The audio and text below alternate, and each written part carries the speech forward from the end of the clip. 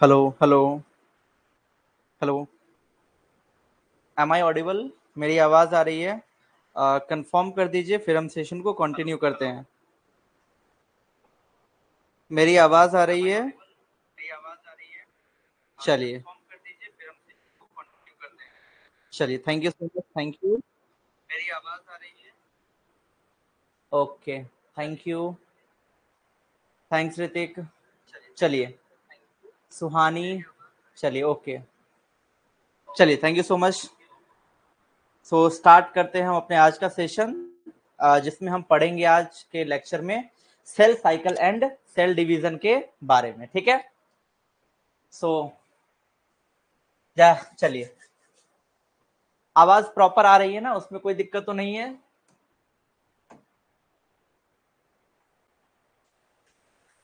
Proper आ रही है?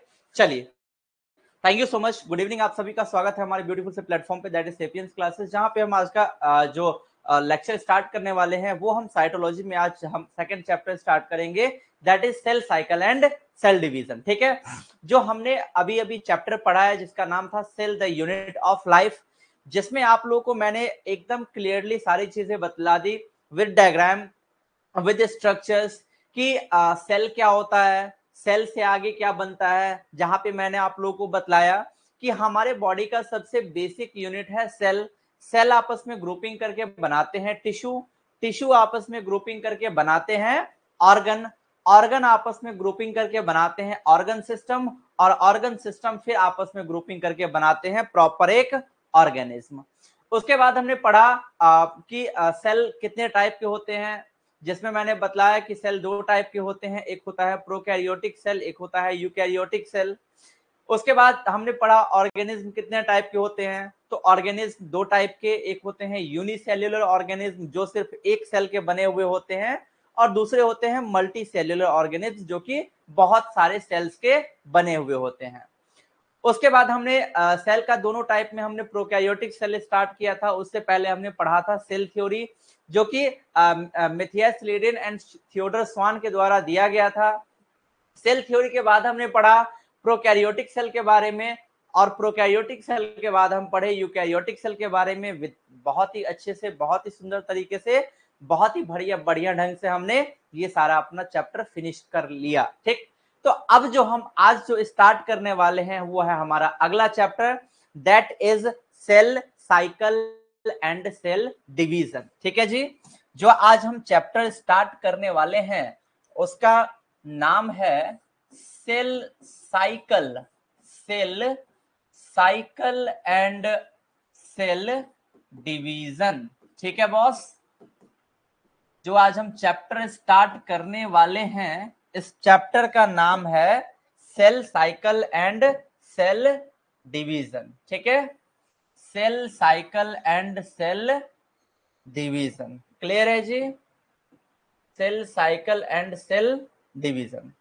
तो देखिए, यहां पे जो सबसे पहला टॉपिक यहां पे लिखे हैं, जिसका नाम मैंने लिखा यहां पे सेल साइकिल, ये जो हमने लिखा सेल साइकिल, साइकिल का मतलब क्या होता है? ये पूरा का पूरा चेन। ठीक है जी?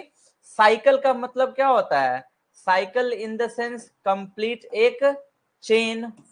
तो जैसे मान लीजिए कि ये हो गया एक साइकिल। ठीक है बॉस? ये हो गया एक साइकिल। साइकिल में क्या होता है? साइकिल का जो टायर ट्यूब होता है ऐसे ही गोल होता है, राउंडेड। यदि हम अपने लाइफ साइकिल की बात करें, यदि हम अपने लाइफ साइकिल की बात करें तो हमारे लाइफ साइकिल में क्या होता है?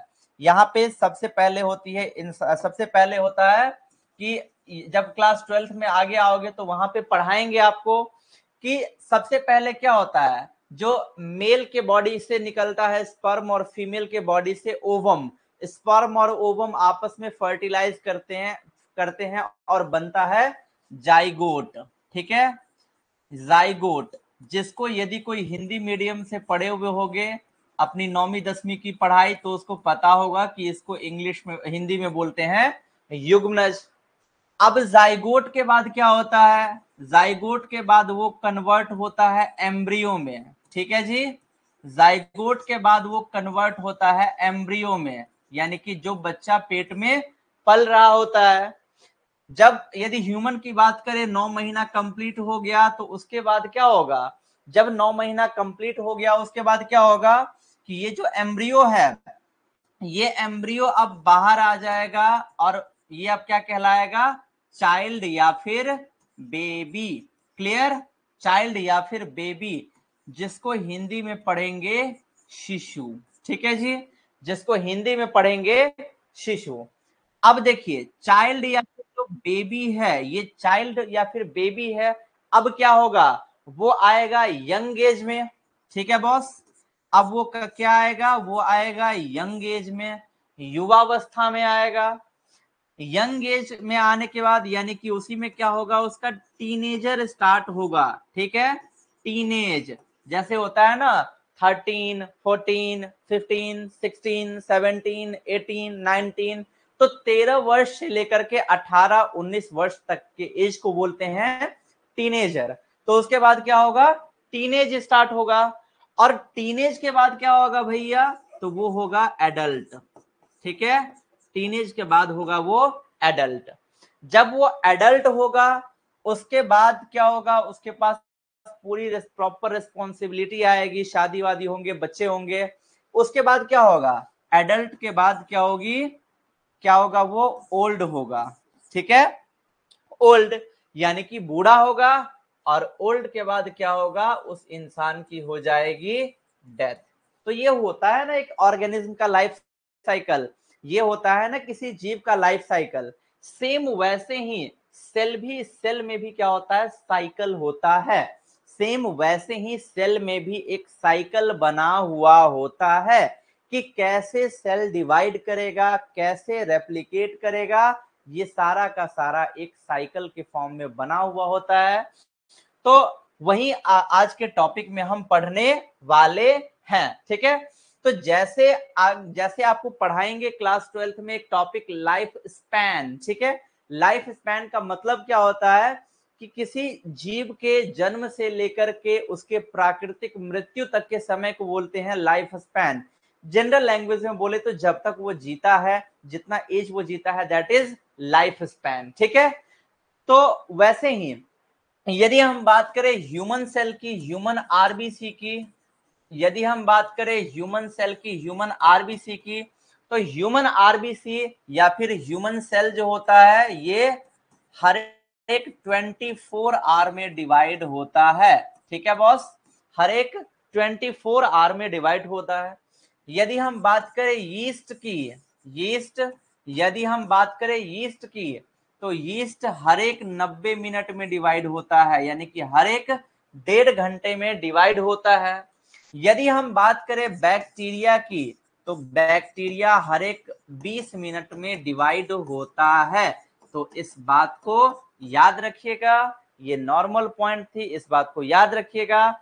इसी के साथ हम बढ़ते हैं अपने पीपीटी की ओर, जिसमें हम देखेंगे किसके बारे में, cell cycle and cell division का अपना आज का पहला लेक्चर। ठीक है, तो ये रहा उसका front view, that is cell cycle and cell division. तो अब आइए इसके बारे में पढ़ते हैं और इसके बारे में जानते हैं। यहां तक ऑडियो वीडियो क्लियर है, बिल्कुल एक बार कंफर्म कर दीजिए, फिर हम आगे बढ़ते हैं। यहां तक ऑडियो वीडियो एकदम क्लियर है, प्रॉपर आवाज आ रही है, कोई दिक्कत तो नहीं हो रहा, जल्दी से कंफर्म कर दीजिए। आवाज आ रही है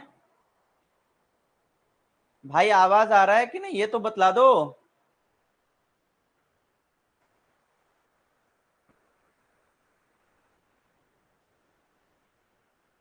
ऋतिक, सुहानी, सभी कहाँ है, आवाज आ रही है मेरी? ओके चलिए, थैंक यू। सो देखिए, पहला लाइन जो कह रहा है, पहला पॉइंट जो कह रहा है, वो क्या कह रहा है, अब उसको देख लीजिए। ठीक है boss, so growth and reproduction of all organism depends on the division and enlargement of cell। यानी कि ग्रोथ या फिर रिप्रोडक्शन ऑफ ऑल ऑर्गेनिज्म, जितने भी जीव हैं उन सभी जीवों का ग्रोथ और रिप्रोडक्शन वो यदि डिपेंड करता है किसी चीज पे, वो डिपेंड करता है किसी चीज पे, तो वो होता है division and enlargement of cell. किस तरीके से डिवीजन हो रहा है, कितना डिवीजन हो रहा है, और सेल का एनलार्जमेंट कितना है, उस सब पे डिपेंड करता है ऑर्गेनिज्म का growth and reproduction. The mechanism of division and multiplication of cell together constitute cell reproduction. देखिए, याद कीजिए कि मैंने आपको यदि बतलाया हुआ हो या फिर यदि आपको पता हो तो याद रखिएगा कि जो बायोलॉजी होता है, बायोलॉजी में मल्टीप्लीकेशन और डिवीजन इन दोनों का मतलब सेम ही होता है। मैथ में क्या होता है, मल्टीप्लीकेशन गुणा करना, डिवीजन भाग करना। लेकिन यदि हम बात करें यहाँ पे, यदि हम बात करें बायोलॉजी की, तो बायोलॉजी में मल्टीप्लीकेशन और डिवीजन दोनों का मतलब होता है सेम, यानी कि नंबर बढ़ाना।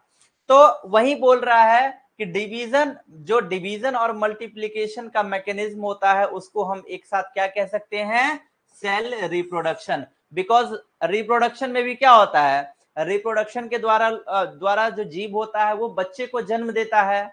और यहाँ पे क्योंकि हम बात कर रहे हैं सेल लेवल की, तो सेल में क्या होता है, सेल में तो डिवीजन होगा और डिवीजन करके अपना नंबर बढ़ाएगा, यानी कि मल्टीप्लीकेशन करके अपना नंबर बढ़ाएगा। इसीलिए बोल रहा है कि ये दोनों एक साथ मिल करके क्या करेंगे, सेल रिप्रोडक्शन। क्लियर। अब देखिए अगला पॉइंट देखिए, सेल साइकिल, जो हमारा चैप्टर का फर्स्ट टॉपिक है, दैट इज सेल साइकिल। तो अब इसको देख लीजिए।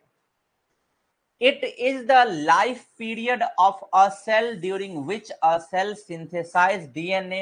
ये क्या है, सेल का लाइफ पीरियड है, जिस लाइफ पीरियड में सेल सिंथेसाइज करता है डीएनए, यानी कि डीएनए को बनाता है, रेप्लिकेशन डीएनए का नंबर बढ़ाता है, उसमें वृद्धि करता है, और साथ ही साथ डिवाइड होकर के दो नए सेल में कन्वर्ट होता है, उसी को बोलते हैं सेल साइकिल। यानी कि ये जो सेल है, इस सेल में क्या होगा, इस सेल के अंदर डीएनए का निर्माण होगा, डीएनए अपना नंबर बढ़ाएगा यानी कि रेप्लिकेट करेगा, ये सेल जो है ये ग्रो करेगा, इस सेल में वृद्धि होगी, और फिर बाद में यही सेल क्या होगा, ये सेल दो सेल में डिवाइड हो जाएगा। तो वही उसी को बोलते हैं, उसी लाइफ पीरियड को बोलते हैं सेल साइकिल। क्लियर बॉस, उसी लाइफ पीरियड को बोलते हैं सेल साइकिल। सेल ग्रोथ यानी कि cytoplasmic increase is a continuous process. यानी कि यदि हम सेल के ग्रोथ की बात करें तो हमारे बॉडी में सेल का ग्रोथ कॉन्टिन्यू होता रहता है, यानी कि साइटोप्लाज्म जो है कॉन्टिन्यूअसली इंक्रीज होता रहता है, इस बात को याद रखिएगा। अगला point, DNA synthesis occurs at a specific stage. यदि हम अभी मैंने क्या बोला यहाँ पे कि ये जो सेल साइकिल है, इसी सेल साइकिल में सेल क्या करेगा, डीएनए को बनाएगा, डीएनए अपना नंबर बढ़ाएगा, जो सेल है ग्रो करेगा, तो ये सारी प्रोसेस होगी। बट उसमें जो डीएनए का सिंथेसिस जो होता है, यानी कि डीएनए का फॉर्मेशन, वो एक स्पेसिफिक फेज में ही होता है, वो एक विशेष स्टेज में ही होता है, वो आगे बतलाएंगे किस फेज में होता है। सो अब आइए आगे देखिए, यदि हम सेल साइकिल की बात करें, देखिए ये रहा सेल साइकिल, ठीक है, ये एक सेल का साइकिल मैंने बना दिया, तो ये रहा सेल साइकिल। अभी देखिए सेल साइकिल की यदि बात करें तो सेल साइकिल के अंदर दो फेज होते हैं, एक होता है इंटरफेज और दूसरा होता है एम फेज। ठीक है बॉस, यदि हम सेल साइकिल के फेजेस की बात करें तो सेल साइकिल में दो फेज होता है, एक इंटरफेज और दूसरा होता है एम फेज। यदि हम बात करें इंटरफेज की, तो इंटरफेज अकेला लेता है कितना टाइम, 95% टाइम, ठीक है, और एम फेज लेता है कितना, ओनली 5% टाइम। ठीक है जी, इंटरफेज को बोलते भी हैं प्रिपरेटरी फेज। ठीक है बॉस, इंटरफेज को बोलते भी हैं प्रिपरेटरी फेज। यानी कि इस फेज में सेल प्रिपेयर होता है डिवीजन के लिए। बट यदि बात करें एक्चुअल सेल डिवीजन की, तो एक्चुअल सेल डिवीजन होता है इस एम फेज में। क्लियर? एक्चुअल सेल डिवीजन होता है इस एम फेज में। जैसे होता है ना, किसी की शादी हो रही है, किसी की मैरिज हो रही है, तो उसके में क्या होता है, शादी मुश्किल से कुछ घंटों का खेल होता है, कुछ मिनटों का खेल होता है, कुछ मिनटों का काम होता है, कुछ घंटों का बोल सकते हो, मुश्किल से 1 से 2 घंटे लगते हैं। बट वहीं यदि हम बात करें उसी शादी के लिए, तो उसी के लिए कितना सारा प्रोसेस होता है कि पहले तो मतलब कि लड़की देखना, लड़का देखना, उसका नाक ऐसा है, उसका गाल ऐसा है, उसका मुंह ऐसा है, कितना पढ़ा लिखा है, ये वो दिस दैट। उसके बाद यदि गलती से पसंद आ गया, तो उसके बाद फिर क्या होगा कि उसको उसको छिकाई वगैरह होता है, ठीक है, सिद्धांत वगैरह होता है, कुमरन वगैरह होगा, फिर उसके बाद बहुत सारा प्रोसेस, गीत गाना, ये वो, फलाना ढिमकाना, बाराती, उसके बाद सबसे लास्ट में होता है शादी। सेम वैसे ही यहाँ पे भी देख रहे हो, सेल साइकिल जो दिख रहा है, सेल साइकिल में 2 फेज होता है, इंटरफेज और एम फेज।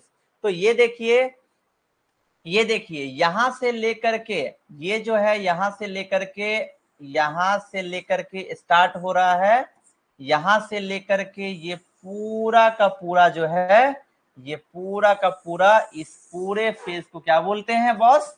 इस पूरे फेज को बोलते हैं इंटरफेज। यानी कि बकरा जो कटेगा उसके लिए जो प्रिपरेशन होगा उसमें इतना टाइम लगता है, तो सेल के डिवीजन में मात्र 5% टाइम लगता है। ये जो दिख रहा है ना थोड़ा सा टाइम, ये दिख रहा है माइटोसिस, ओनली 5% टाइम लगता है इस माइटोसिस में। क्लियर? लेकिन उसी के लिए जो डिवीजन होता है उसमें लगता है 95% टाइम। तो देखिए ये रहा एक सेल का साइकिल। तो इस सेल के साइकिल में क्या होता है कि यहां से लेकर के यहां तक पूरा क्या कहलाता है, इंटरफेज, और उसके बाद आता है एम फेज। ठीक? यदि हम इंटरफेज की बात करें तो इंटरफेज के अंदर 3 फेजेस आते हैं। देखिए, एक आता है G1 फेज, S फेज, और एक आता है G2 फेज। तो अगला स्लाइड में वो भी देखिए यहां पे क्लियरली लिखा हुआ है, इट इज द, यदि हम बात करें, सबसे पहले हम चलते हैं इंटरफेज पे, ठीक है। इस इंटरफेज का दूसरा नाम है रेस्टिंग फेज, या फिर इसको आप क्या बोल सकते हो, अभी मैंने बतलाया, प्रिपरेटरी फेज, क्योंकि इसी फेज में सेल डिवीजन के लिए प्रिपरेशन होता है, ठीक है। तो देखिए, एक माइटोसिस, देखिए ये यहां से लेकर के यहां तक का पूरा है इंटरफेज, ठीक है। तो हम क्या बोल सकते हैं, जो इंटरफेज है 2 माइटोसिस के बीच का फेज है, तो it is the phase between 2 successive M phase. यानी कि 2 माइटोसिस का जो बीच का फेज है उसको क्या बोलते हैं, इंटरफेज, ठीक है। 2 एम फेज, एक एम फेज ये हुआ, एक एम फेज जो अगला स्टार्ट होगा, तो इन दोनों के बीच का जो फेज है इसको क्या बोलेंगे, इंटरफेज। ठीक? अब ये जो इंटरफेज है, इसी इंटरफेज में सेल का ग्रोथ भी होता है और डीएनए का सिंथेसिस भी होता है। यदि इस इंटरफेज की बात करें तो इस इंटरफेज में ही सेल का ग्रोथ भी होता है और डीएनए सिंथेसिस भी होता है। कैसे होता है अभी बतलाते हैं। ठीक? अब मैंने क्या बतलाया, मैंने पहले ही बतला दिया कि जो इंटरफेज है वो कितना टाइम लेता है पूरे सेल साइकिल का, 95% टाइम लेता है। यानी कि ये जो इंटरफेज है ये सेल साइकिल के ड्यूरेशन का 95% अकेला खुद ही ले लेता है। अगला देखिए, अभी अभी मैंने आपको बतलाया कि इंटरफेज में 3 फेज होते हैं, ठीक है बॉस। जो इंटरफेज की हम बात करेंगे, इस इंटरफेज में 3 फेजेस होते हैं। क्लियर? इस इंटरफेज में 3 फेजेस होते हैं। एक होता है G1 फेज, देखिए मैंने बतलाया, ये इंटरफेज में एक होता है G1 फेज, S फेज, और एक होता है G2 phase. G for gap, तो G1 phase means gap 1 phase, और G1 फेज का ही दूसरा नाम है anti phase. Clear? G1 phase means gap 1 phase और इसी का दूसरा नाम है एंटी फेज। दूसरा है कौन सा phase? S phase, S for synthesis phase. और तीसरा फेज कौन सा है? तीसरा फेज है G2 फेज, मतलब गैप 2 फेज। तो वहीं इंटरफेज में टोटल 3 फेजेस होते हैं, एक होता है G1 फेज, एस फेज और एक है गैप 2 यानी कि G2 फेज। क्लियर? अब अगला देखिए, सबसे पहले हम चलते हैं G1 फेज पे। क्लियर है बॉस? सबसे पहले हम चलते हैं G1 फेज पे। तो देखिए सेल साइकिल का ये रहा आपका G1 फेज। क्लियर है? यहां से लेकर के यहां तक जो है ये क्या रहा आपका G1 फेज। अब इस G1 फेज में क्या क्या होता है सो देखिए, सबसे पहली बात कि ये फर्स्ट ग्रोथ फेज है, यानी कि ये जो इसी फेज में सेल का ग्रोथ स्टार्ट होता है, सबसे पहला फेज है, तो इसी में सबसे पहले क्या होता है? ग्रोथ स्टार्ट होता है। और ये है क्या? ये किस किस के बीच का फेज है? तो it is the interval between mitosis and DNA replication. ठीक है? जो डीएनए का रेप्लिकेशन है मैंने बतलाया कि इंटरफेज में होता है, और इंटरफेज में भी जो अगला फेज आएगा एस फेज, इस एस फेज में डीएनए का रेप्लिकेशन होता है। तो हम क्या बोल सकते हैं कि ये जो G1 फेज है ये एम फेज यानी कि माइटोसिस फेज और एस फेज के बीच का फेज है, या फिर हम ये भी बोल सकते हैं कि ये एम फेज यानी कि माइटोसिस फेज और डीएनए के रेप्लिकेशन या फिर डीएनए के सिंथेसिस के बीच का फेज है। क्लियर? तो भाई G1 फेज में होता क्या क्या है? G1 फेज में क्या क्या होता है देखिए, कॉन्टिन्यूअस सेल ग्रोथ, यानी कि सेल का जो ग्रोथ है, अभी अभी मैंने बतलाया कि सबसे पहला फेज है G1 फेज, मतलब गैप 1 फेज। तो ये सबसे पहला फेज है, तो इसमें क्या होता है? सेल का ग्रोथ होता रहता है लगातार लगातार।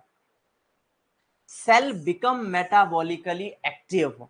मैंने मेटाबॉलिकली का मतलब बताया हुआ था कि सेल में क्या होता है? केमिकल रिएक्शंस जो भी होंगे सेल के अंदर, जैसे मेटाबॉलिक। ठीक है? मेटाबॉलिकली का मतलब क्या होता है? मेटाबॉलिज्म का मतलब क्या होता है?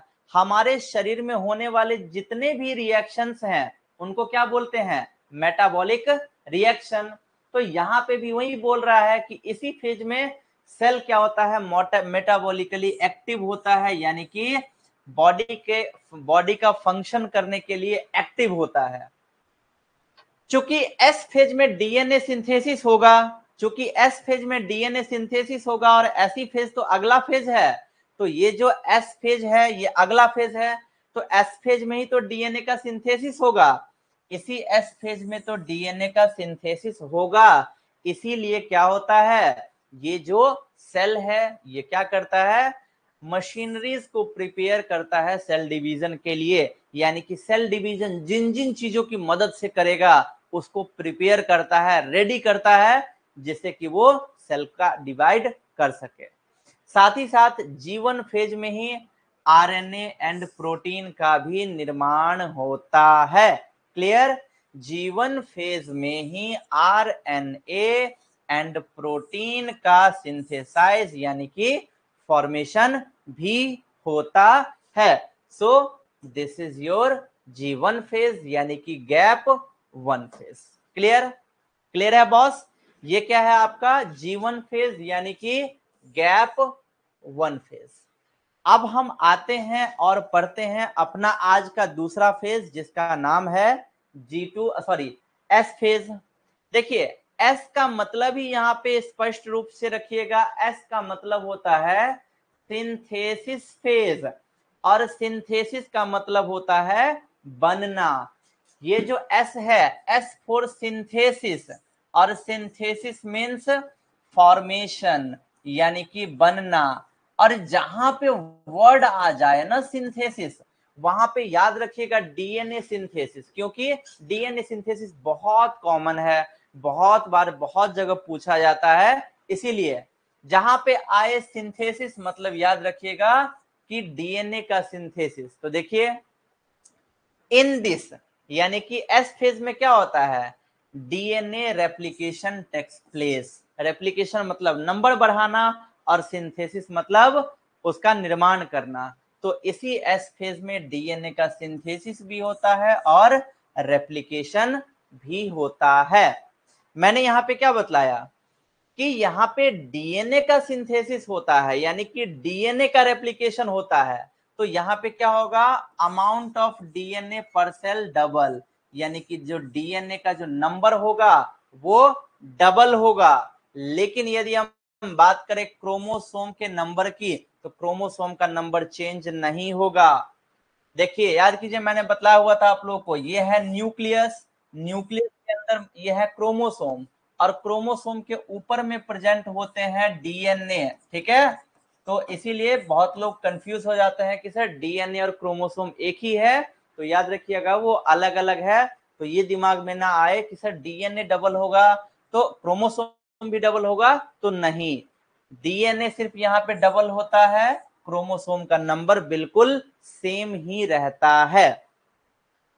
In animal cell, animal cell में जंतु कोशिका में replication begin in the nucleus and the centriole duplicates in the cytoplasm. यानी कि एनिमल सेल में क्या होता है, जो रेप्लिकेशन के प्रोसेस की बात करेंगे, डीएनए के नंबर की बढ़ाने की बात करेंगे, तो डीएनए अपना नंबर कहाँ पे बढ़ाता है, तो वो बढ़ाता है न्यूक्लियस में। सामने में है, बिल्कुल आपके सामने, यही तो है न्यूक्लियस। अभी मैंने न्यूक्लियस बनाया, ये मैंने सेल नहीं बनाया, ये है न्यूक्लियस। तो वो क्या करेगा, एनिमल सेल में क्या होता है, जो रेप्लिकेशन है वो न्यूक्लियस से स्टार्ट होता है, और जो सेंट्रियोल है वो साइटोप्लाज्म के अंदर अपना नंबर बढ़ाता है। और सेंट्रियोल क्या होता है, मैंने पहले इसके पहले वाले लेक्चर में आपको पढ़ा दिया। Clear, cell the unit of life में। तो हमने पढ़ लिया इंटरफेज का तीनों फेज, एक था, सॉरी, हमने पढ़ लिया इंटरफेज का दो फेज, एक था G1 फेज और दूसरा था G2 फेज। अभी जो हम पढ़ेंगे, अभी हम पढ़ने वाले हैं जिस फेज के बारे में, उस फेज का नाम है G2 फेज, यानी कि gap two phase. G1 phase क्या था, फर्स्ट ग्रोथ फेज, तो G2 फेज क्या होगा भाई, G2 फेज होगा second growth phase. Clear, G2 क्या होगा, सेकंड ग्रोथ फेज। जो चीजें G1 फेज में हो रही थी वही चीजें यहाँ पे भी होगी। तो G1 फेज में भी ग्रोथ हो रहा था, तो यहाँ पे भी सेल ग्रोथ कॉन्टिन्यूअस रहेगा। वहां पे भी आरएनए और प्रोटीन का निर्माण हो रहा था, यहाँ पे भी आरएनए एंड प्रोटीन का निर्माण कंटिन्यू रहेगा। लेकिन G2 फेज के खत्म होते होते तक सेल प्रिपेयर हो जाएगा माइटोसिस के लिए, यानी कि सेल डिवीजन के लिए फाइनल प्रिपरेशन किस फेज में होता है, तो सेल डिवीजन के लिए फाइनल प्रिपरेशन होता है G2 फेज में। इस बात को याद रखिएगा। क्लियर, चलिए अगला देखिए, हमने पढ़ लिया वहां पे क्या, वहां पे हमने पढ़ लिया इंटरफेज। अब हम पढ़ते हैं एम फेज, जिसका फुल फॉर्म होता है माइटोसिस फेज। ठीक है जी, जिसका फुल फॉर्म होता है माइटोसिस फेज। तो ये जो माइटोसिस फेज होता है ये कितना टाइम लेता है भैया, तो ये लेता है ओनली 5% टाइम।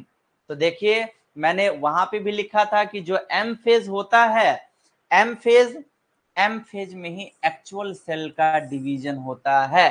ठीक है, यानी कि एक्चुअल सेल का डिवीजन कहाँ पे होता है भाई, तो वो होता है एम फेज में।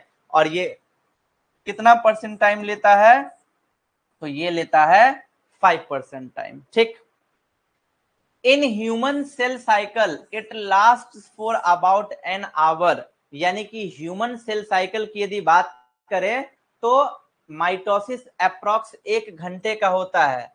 कैसे निकालोगे आप लोग, आपको निकालना सिखला देते हैं। ठीक है, पहले तो आप लोगों के लिए क्वेश्चन है, आप इस क्वेश्चन का आंसर दें, फिर हम आगे बढ़ते हैं कि ह्यूमन सेल इसमें माइटोसिस कितने देर का होता है, आपको कैलकुलेट करना है। माइटोसिस कितने देर का होता है ह्यूमन सेल में। ठीक, दूसरा है कि जो यीस्ट था, यीस्ट में माइटोसिस कितने देर का होता है, और तीसरा बैक्टीरिया, इन तीनों में माइटोसिस कितने देर का होता है, आप लोगों के लिए ये क्वेश्चन है। ठीक है, आप लोगों के लिए क्वेश्चन है, ह्यूमन सेल में माइटोसिस कितने देर का होता है, यीस्ट में माइटोसिस कितने देर का होता है, और बैक्टीरिया में माइटोसिस कितने देर का होता है। इसके लिए मैं आपको देता हूं पूरे 2 मिनट, तो जल्दी से आप लोग फटाफट से आंसर करके बताइए कि इसका आंसर क्या होगा। ठीक है बॉस, चलिए बताइए जल्दी से, answer the question. Human cell में माइटोसिस कितने देर का होगा, यीस्ट में माइटोसिस कितने देर का होगा, और बैक्टीरिया में माइटोसिस कितने देर का होगा। फटाफट से आंसर कीजिए जल्दी से।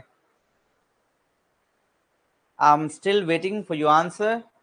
Answer the question. ऋतिक कह रहे हैं 24 आवर्स, तीनों का बताना है ऋतिक, जल्दी से बतलाइए फटाफट से। ह्यूमन सेल में माइटोसिस कितने देर का होता है सुहानी, ह्यूमन सेल में माइटोसिस कितने देर का होता है। ऋतिक बोले हैं 24 आवर, और ऋतिक का दूसरा आंसर है 90 मिनट और 20 मिनट। सुहानी का पहला आंसर है 24 आवर। अरे भाई, ऐसे काम नहीं चलने वाला है। क्वेश्चन को आप लोग नहीं पढ़ते हो, सबसे बड़ा प्रॉब्लम यही होता है। 40 सेकंड और बचे हैं, सोचो कुछ। ये आंसर गलत है, सोचिए इसका आंसर क्या होगा, सोचिए इसका आंसर क्या होगा बॉस, जल्दी से बताइए। सुहानी भी कह रही है 24 मिनट्स, 24 आवर्स, 90 मिनट्स। जल्दी से बताइए आंसर फटाफट से। जब तक दिमाग नहीं लगाओगे, जब तक उसका प्रॉपर यूज नहीं करोगे, ऐसे नहीं बनने वाला है। अभी सामने बताएंगे, आप लोगों को तो चीटिंग करना भी नहीं आता भाई, ऐसे भी नहीं होगा, हो गया काम फिर तो। चलिए, बज गया बेल, अभी बतलाते हैं। देखिए, ह्यूमन सेल में मैंने क्या बतलाया था, आप लोग जो लिख रहे हो 24 आवर 24 आवर, मैंने बतलाया हुआ था कि ह्यूमन सेल में सेल साइकिल होता है कितनी देर का, ह्यूमन सेल में सेल साइकिल होता है 24 आवर्स का। ठीक है, मैंने यहाँ पे पूछा है माइटोसिस, तो माइटोसिस कितने देर का होता है, माइटोसिस होता है 5% टाइम लेता है सेल साइकिल का। तो 24 इंटू 5/100 यानी कि 24 आवर का 5% टाइम, तो 24 गुने 5/100, तो यहाँ पे क्या होगा 20, और यहाँ पे क्या होगा 1.2। ठीक है, 5 से 100 को कट करेंगे तो बचा 20, और 20 से 24 को डिवाइड किए तो 1.2, यानी कि ह्यूमन सेल में माइटोसिस 1.2 आवर का होता है, जिसको हम अप्रॉक्स लिख सकते हैं 1 आवर, यानी कि 1 घंटा। ठीक, यदि हम यीस्ट की बात करें तो यीस्ट में मैंने क्या बतलाया हुआ था कि यीस्ट का जो सेल साइकिल है ये होता है 90 मिनट्स का, 90 मिनट्स का। तो क्या करेंगे यहाँ पे 90 गुने 5/100 यानी कि 90 मिनट्स का 5%, तो ये क्या होगा 5 से यहाँ पे कट जाएगा 20, 0 से 0 कट गया, और ये बचेगा यहाँ पे कितना 4.5, यानी कि 4.5 मिनट का होता है यीस्ट में माइटोसिस। इसी को हम लिख सकते हैं कि ये अप्रॉक्स कितना है, तो ये है अप्रॉक्स 5 मिनट्स, यानी कि 5 मिनट। ठीक, वहीं यदि बैक्टीरियल सेल की यदि बात करें, यदि आप बैक्टीरियल सेल की बात करें तो बैक्टीरियल सेल में सेल साइकिल कितने देर का होता है? बैक्टीरियल सेल में सेल साइकिल होता है 20 मिनट्स का। ठीक है बॉस, 20 मिनट्स का। तो यहाँ पे क्या होगा, 20 इंटू 5/100, ये 5 से 100 को कट करेंगे 20, और 20 1 जा 20, यानी कि ये कितना देर का हुआ, ये हुआ 1 मिनट का। ठीक है, तो ह्यूमन सेल में माइटोसिस कितनी देर का होगा? ह्यूमन सेल में माइटोसिस होगा अप्रॉक्स 1 आवर का। ठीक है बॉस, ह्यूमन सेल में माइटोसिस की बात करेंगे तो ह्यूमन सेल में माइटोसिस होगा 1 घंटे का, यीस्ट में माइटोसिस होगा 5 मिनट का, और बैक्टीरिया में माइटोसिस होगा 1 मिनट का। क्लियर? तो ऐसे निकाला जाता है, ऐसे निकाला जाएगा माइटोसिस। याद रखिएगा, कंसेप्चुअल क्वेश्चन था, बहुत इजी क्वेश्चन था। यदि ऐसे क्वेश्चन को आप नहीं कर पाओगे तो फिर आगे आपको दिक्कत होगी। ठीक है बॉस, चलिए तो अब बढ़ते हैं हम अपने आगे की ओर। तो आते हैं हम यहाँ पे। हाँ जी बॉस, देखिए तो यहाँ पे वहां पे क्या लिखे थे, और आप लोगों को तो चीटिंग करना भी नहीं आया। अरे यार, यहाँ पे लिखा हुआ था, देखिए यहाँ पे लिखा हुआ था कि in human cell it last for about an hour. मैंने क्या बतलाया हुआ था, 1.2 आवर होता है, और 1.2 आवर यानी कि अप्रॉक्स 1 आवर। ठीक है, तो ह्यूमन सेल में माइटोसिस अप्रॉक्स 1 घंटे का होता है। ह्यूमन सेल में एम फेज की यदि बात करें, अब हम आते हैं एम फेज पे। माइटोसिस हमारा हो गया, अब आते हैं एम फेज पे। तो एम फेज की यदि बात करें तो एम फेज के अंदर आता है 2 फेज।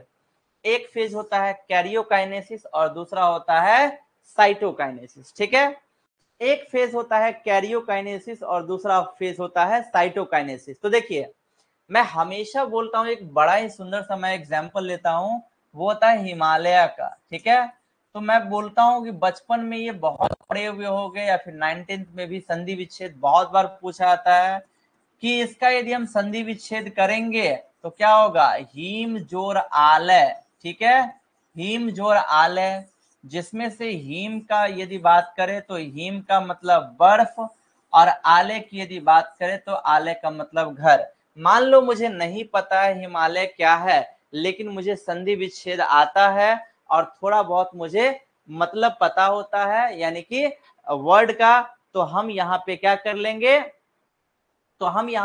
लेंगे, हम वहां पे अंतर निकाल लेंगे कि हिमालय क्या है। हिमालय एक ऐसा जगह है जो कि बर्फ का घर है, पूरा आसपास बर्फ ही बर्फ है।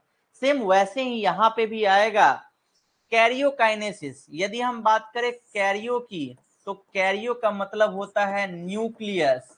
ठीक है, कैरियो मतलब कैरियोन, याद कीजिए, मैंने cell the unit of life में भी बतलाया हुआ था।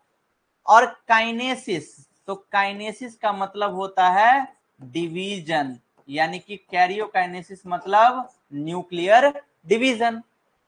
यदि हम बात करें साइटो की, तो साइटो मतलब साइटोप्लाज्म, जो कि ये रहा, और काइनेसिस का मतलब डिवीजन, यानी कि क्या कहलाएगा ये, साइटोप्लाज्मिक डिवीजन या फिर डिवीजन ऑफ साइटोप्लाज्म। तो सबसे पहले होता भी क्या है, जैसे मान लीजिए कि ये एक सेल है। ठीक है, देखिए यहाँ पे बहुत बढ़िया ढंग से यहाँ पे बनाया हुआ है, तो यही देखिए, ये एक सेल है। इस सेल में सबसे पहले क्या होता है, न्यूक्लियर डिवीजन। यहाँ पे था ना, ये देखिए, ये था पूरा का पूरा सेल साइकिल। ठीक है, जिस सेल साइकिल में ये पूरा, ये यहां से लेकर यहां तक कितना था, 95% टाइम इंटरफेज। ठीक है बॉस, और इंटरफेज में ये जो था हल्का सा टाइम बचा, ये वाला, इसको, ये था 5% वाला, जिसको हम बोलते हैं माइटोसिस फेज या फिर एम फेज। तो इसमें सबसे पहले क्या होता है, इसमें होता है सबसे पहले कैरियोकाइनेसिस। तो ये जो कैरियोकाइनेसिस है ना भाई, इसमें बतलाएंगे आगे कि कैरियोकाइनेसिस के अंदर 4 फेज आते हैं, ठीक है। एक फेज होता है जिसको बोलते हैं प्रोफेज, ठीक है बॉस। दूसरा होता है मेटाफेज, तीसरा होता है एनाफेज, और सबसे लास्ट में होता है जिसका नाम है टीलोफेज, ठीक है। तो इन सब के बारे में एक एक करके हम बाद में पढ़ेंगे।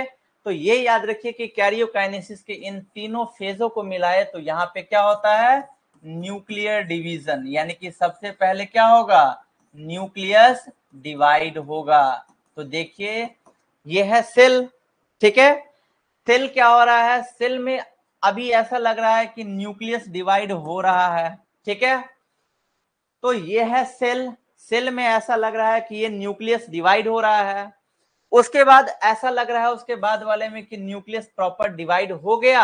अब जब न्यूक्लियस प्रॉपर डिवाइड हो जाएगा तो यानी कि यहां तक हुआ कैरियोकाइनेसिस, ये जो न्यूक्लियस डिवाइड हुआ यहां तक हुआ कैरियोकाइनेसिस। और कैरियोकाइनेसिस के बाद क्या होता है, जो सेल का बॉडी है वो भी डिवाइड हो जाता है। और पहले कितना था, पहले था एक सेल, अब बन गया कितना, 2 सेल। तो इसी तरीके से होता है सेल में सेल का डिवीजन, और यही था सेल साइकिल, ठीक है, जिसके बारे में हम आगे बहुत डिटेल में, बहुत ही सुंदर तरीके, बहुत अच्छे तरीके से आगे भी हम पढ़ेंगे।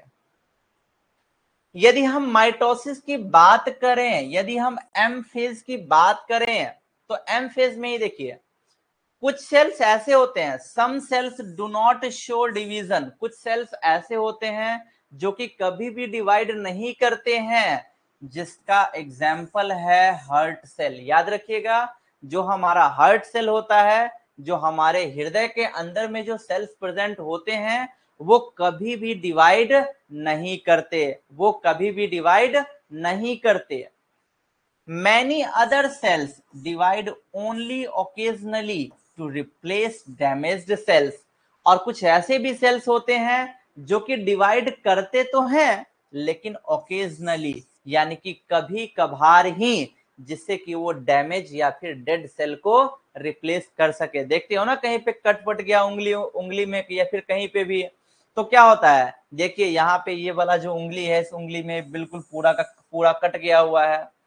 अब क्या हो रहा है, यहाँ पे थोड़ा सा यहाँ पे डिवीजन हो रहा है, यानी कि यहाँ पे उंगली थोड़ा सा ठीक हो रहा है, इसमें थोड़ा सा और ठीक हुआ उंगली, इसमें और ठीक हुआ, और यहाँ पे बिल्कुल उंगली ठीक हो गया।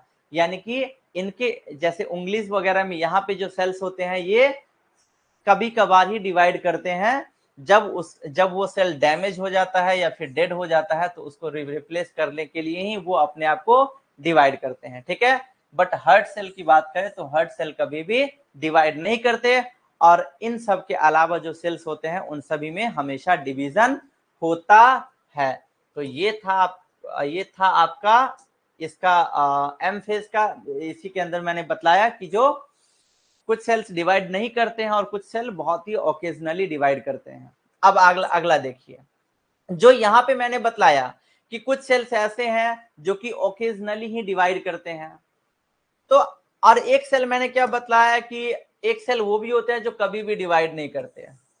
तो देखिए यहाँ पे, the cell that do not divide further exit G1 phase and enter in an inactive stage called quiescent stage.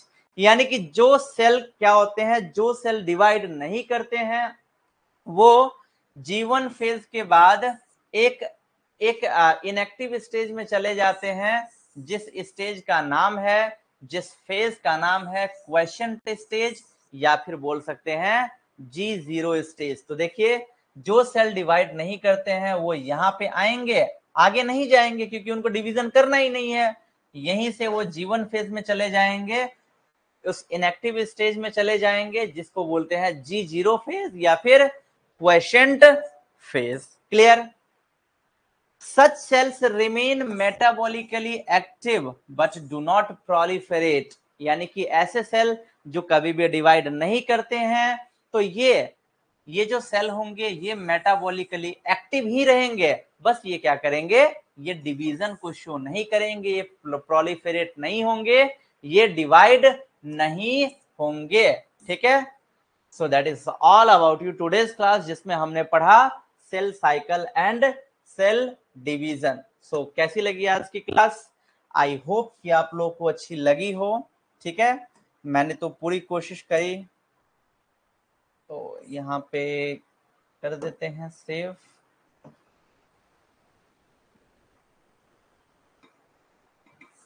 Cell division app, ठीक है जी। सो आई थिंक कि आप लोगों को क्लास अच्छी लगी होगी एंड ऐसे ही पढ़ के आया कीजिए तो और ज्यादा मजा आएगा। ठीक है, तो क्वेश्चन पूछेंगे भी और बनाने में भी मजा आएगा। सो thank you so much for the today's class. और ऐसे ही आपके कोई फ्रेंड्स वगैरह हो तो आप उनको सजेस्ट करते रहिए कि जो कोर्स है आप उसको डेमो वीडियो भी दिखा सकते हैं कि किस तरीके से पढ़ाई होती है। और बिल्कुल मिनिमम फीस है, आप जो कि इससे कम फीस और आपको कहीं नहीं मिलने वाला है, जिसमें आपको हर चीज़ क्वालिटी कंटेंट मिलेगा, चाहे वो आपका कोर्स हो या फिर उसमें टेस्ट सीरीज हो।